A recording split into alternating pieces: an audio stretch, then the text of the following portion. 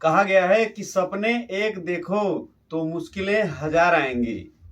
सपने एक देखो तो मुश्किलें हजार आएंगी, लेकिन वह मंजर बड़ा ही खूबसूरत होगा जब कामयाबी शोर मचाएगी। कामयाबी अर्थात सफलता के मानक अलग अलग हो सकते हैं। कोई यह चाहता है कि हमारे पास ढेर सारा धन दौलत हो जाए, कोई यह चाहता है कि हमें इज्जत और शोहरत मिले, कोई ये चाहता है कि हमारी जिंदगी बहुत ही बेहतर ढंग से कटती रहे। अर्थात हर किसी के मानक सफलता को लेकर के अलग अलग होते हैं।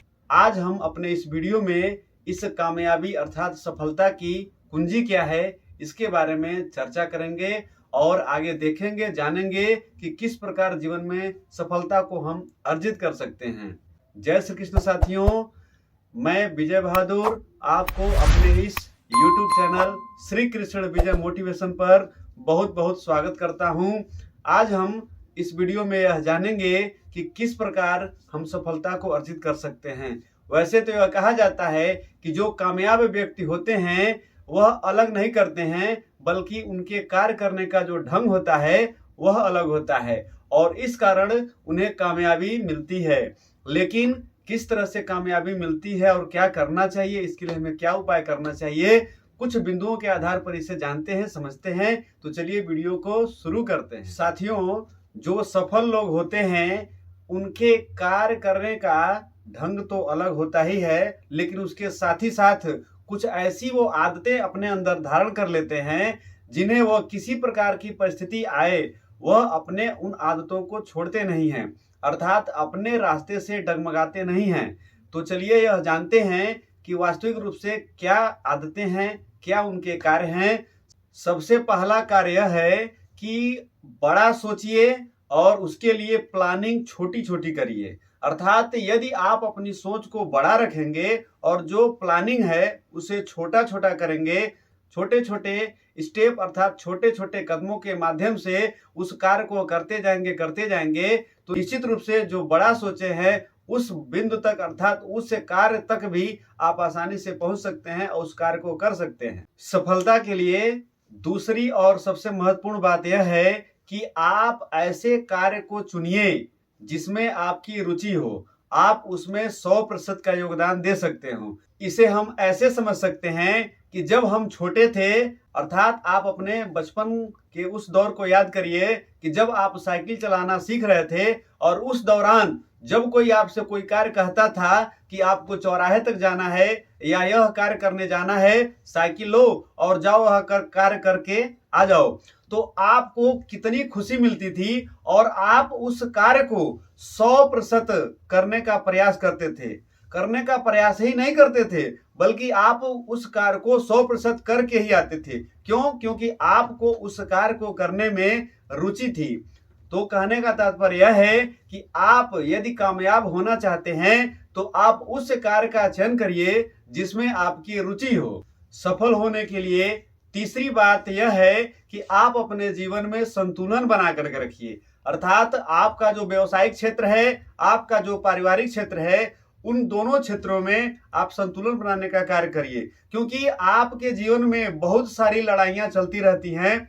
आप यदि मान लीजिए कोई कार्य करके बाहर से घर पे आते हैं और आप मानसिक रूप से परेशान हैं और घर आने के बाद से आपको किसी तरह की अन्य दूसरी समस्या का सामना करना पड़ता है और आप वहीं पर झुंझला जाएं या आप उस समस्या को किनारे पटक दें, तो क्या आप अपने जीवन में कामयाब हो सकते हैं? नहीं हो सकते हैं। इसलिए आप अपने पारिवारिक और अपने व्यावसायिक दोनों तरह के जो भी क्षेत्र हैं उनमें संतुलन बना करके चलने का प्रयास करिए, क्योंकि कामयाब होने के लिए जीवन में संतुलन का भी बहुत बड़ा रोल अर्थात उसकी भूमिका होती है। जीवन में सफल होने के लिए चौथी सबसे बड़ी बात यह है कि आप अपने मन के अंदर से नाकामी के डर को हटा दीजिए।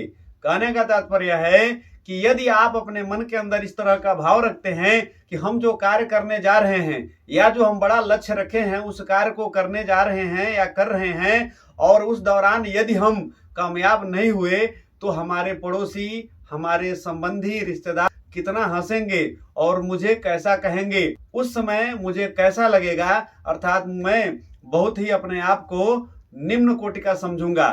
तो अब जरा यह बताइए कि क्या आप ऐसा करेंगे तो यह सही है? नहीं। आपको यदि कामयाब होना है तो आप अपने अंदर से वह नाकामी के डर को हटा दीजिए। लोग आप पर हंसेंगे, क्या सोचेंगे, यह किनारे करिए।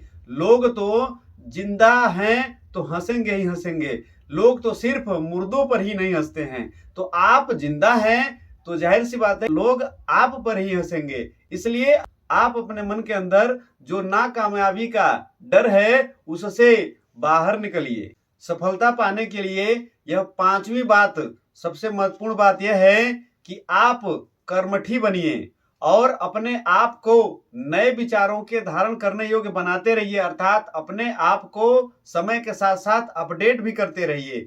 तो कर्मठी बनने का मतलब यह है कि बहुत सारे लोग अपने जीवन में बड़ा लक्ष्य सोच लेते हैं, उसके लिए निकल भी पड़ते हैं, लेकिन जितना परिश्रम करना चाहिए उतना परिश्रम करते नहीं हैं। तो आप जरा सोचिए कि यदि आप ईमानदारी से, पूर्ण मनोयोग से परिश्रम नहीं करेंगे तो क्या आप सफलता को पाएंगे? नहीं पाएंगे। इसलिए आप जो भी कार्य करिए उसमें अपना 100% योगदान देने का कार्य करिए और परिश्रम करने से डरिए मत, क्योंकि जब आप परिश्रम करने से डरेंगे उतना ही दूर आपसे सफलता चली जाएगी। और साथ ही साथ आप अपने आप को इस नए जो भी विचार आ रहे हैं, नई जो चीजें आ रही हैं, उससे अपने आप को जोड़ते रहिए, अपडेट करते रहिए। क्योंकि अगर आप अपने आप को अपडेट करते रहेंगे तो कहने का तात्पर्य यह है कि आप अपने मस्तिष्क में नए विचारों को आने के लिए जगह दे रहे हैं। तो जब आप नए विचारों को आने को जगह दे रहे हैं तो आप निश्चित है कि एक दिन सफल अवश्य बनेंगे। सफल होने के लिए छठवीं महत्वपूर्ण बात यह है कि आप अपनी क्षमता पर भरोसा करिए, अर्थात आपके अंदर क्या है इस चीज को महसूस करिए कि मैं इस कार्य को अवश्य कर सकता हूं। जब आपके मन के अंदर यह भाव आ जाएगा कि मैं इस कार्य को अवश्य कर सकता हूं, तो जो कठिन भी कार्य होगा तब भी आप उस कार्य को आसानी से कर सकते हैं।